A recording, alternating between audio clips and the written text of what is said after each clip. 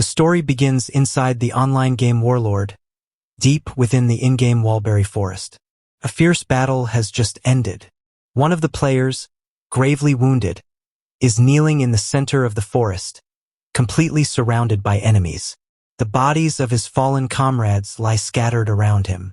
Weakly, one of the men reports to his commander that despite everything, that man never showed up. He asks what they should do next. The woman in command coldly surveys the wounded warrior. Without hesitation, she orders the executioner to finish him.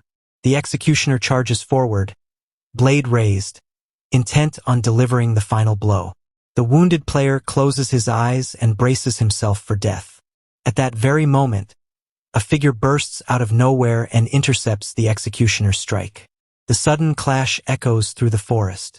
When the surrounding soldiers see who it is, their expressions change instantly. It is Jason. Some of them visibly relax. However, one soldier suddenly recognizes him and shouts his true in-game name, Hyrcanus.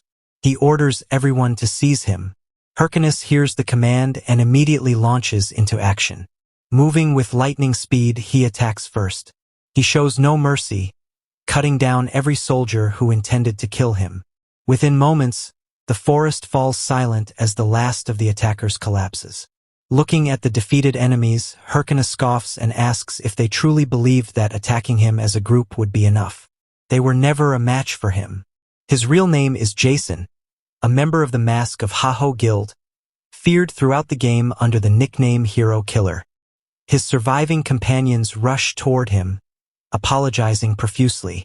They admit the ambush was their fault. They failed to realize the enemy had been waiting. Hyrcanus calmly sheathes his sword, signaling that apologies are unnecessary.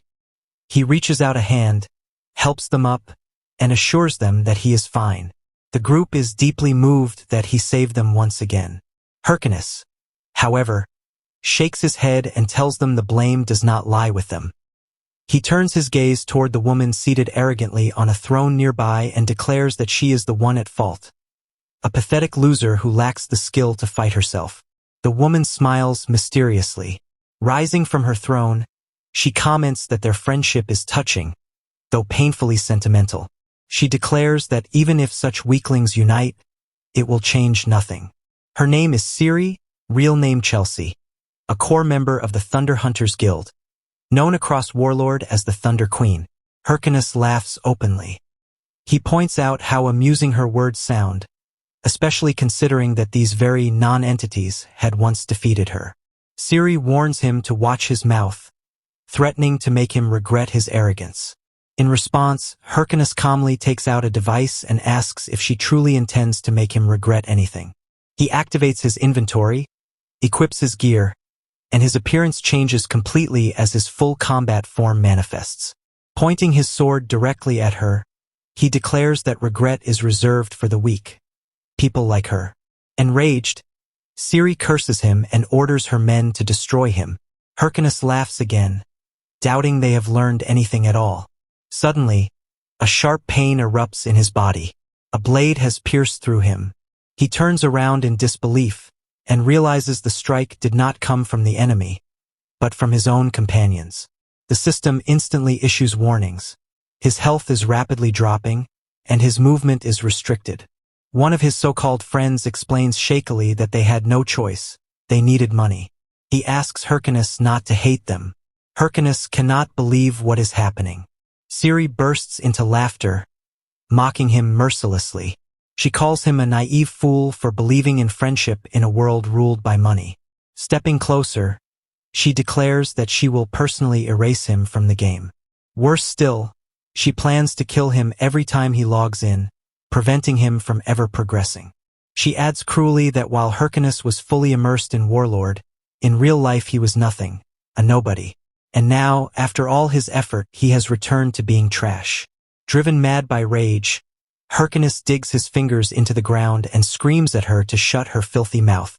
He lunges forward, but once again his own comrades stop him, driving their swords into his body. Watching this, Siri calmly thanks them. With his remaining strength, Hyrcanus asks why they did this. The guild had meant everything to him.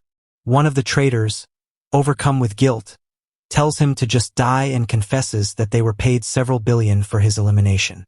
Despite this, the pain that consumes Hyrcanus is not physical, it is disappointment. These were the people who had sworn they were family. Now, staring at their greedy faces, he understands that it was all an illusion.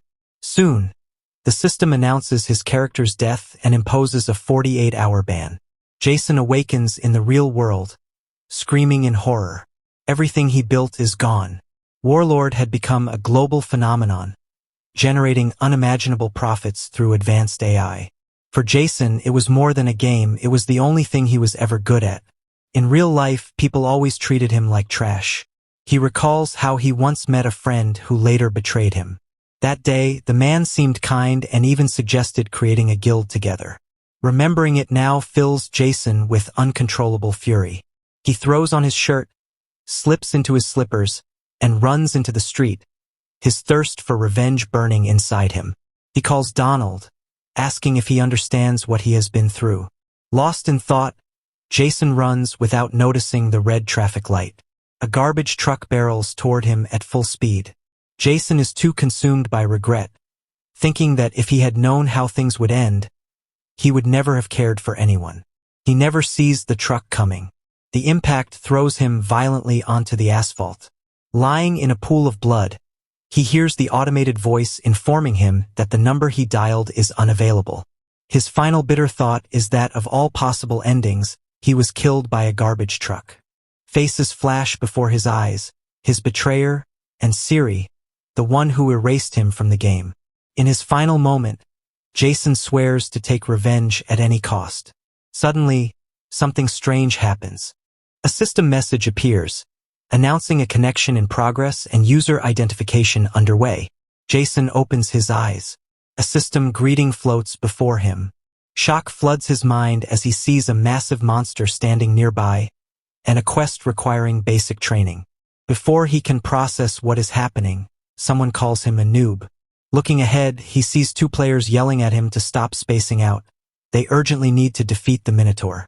The beast roars deafeningly. One of them shouts that it is impossible to clear this alone. At least 3 players are required. Hyrcanus asks calmly whether this is the tutorial Minotaur that was removed from the game 5 years ago for being too difficult. The others stare at him in confusion, replying that Warlord was released only 10 months ago. The words leave Hyrcanus stunned. Quickly composing himself, he pretends to understand. He lowers his stance, tightens his grip on his sword, and walks straight toward the Minotaur. The others shout after him, asking where he is going, but he ignores them.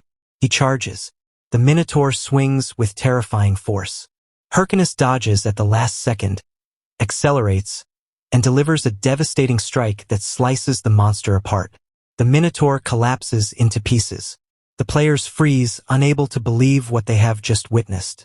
Then sly smiles spread across their faces. One of them approaches Hyrcanus, praises his strength, and invites him to join their guild. For Hyrcanus, the offer reopens old wounds, the same way his first betrayal began. Rage surges through him. He declares that he has made a decision. When they laugh and ask what he means, his sword answers. He mercilessly cuts them down and swears that if he ever trusts anyone again in this new life, he would consider himself a dog. Jason then awakens once more, this time truly in reality. He finds himself inside a massive V-Gear store, surrounded by people. He remembers that 5 years ago, he could not afford his own VR device and had only used a demo headset. The realization terrifies him. He has gone back in time. Throwing the helmet aside, Jason decides there is no time to waste. He sprints out of the store, his mind racing with future knowledge and the skills he has already mastered. This meant that, if used correctly, he now had a chance to avenge his death. Without hesitation, Jason pulled out his credit card and asked the saleswoman to sell him a V-Gear device. The girl looked surprised for a moment, but then nodded and began processing the purchase. Jason felt a brief sense of relief and immediately started thinking about where he would begin his new journey. However, that relief did not last long.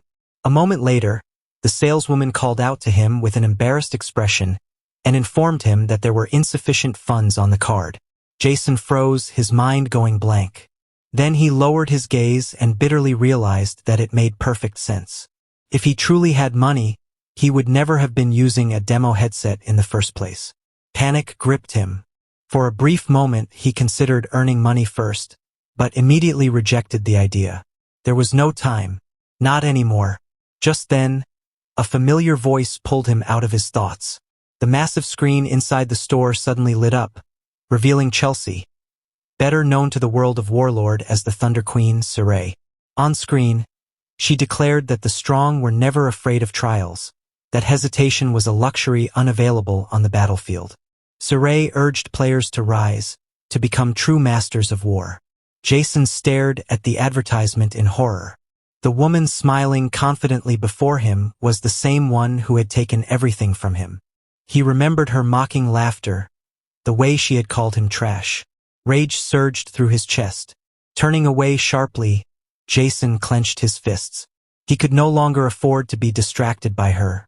Not now. By that evening, the V-Gear device had already been installed in his home. The technician calmly reported that the setup was complete and the system was ready for use. Jason thanked him and glanced down at the business card in his hand. He had only been able to buy the device by borrowing money. His thoughts drifted back to the moneylender. Jason had asked for 10 million won, and the man had agreed without hesitation. But then, without warning, the moneylender had forced Jason's hand onto the table, pulled out a knife, and slammed the blade down between his fingers with a chilling expression. The message had been clear. If the debt was not repaid, Jason's life would become hell.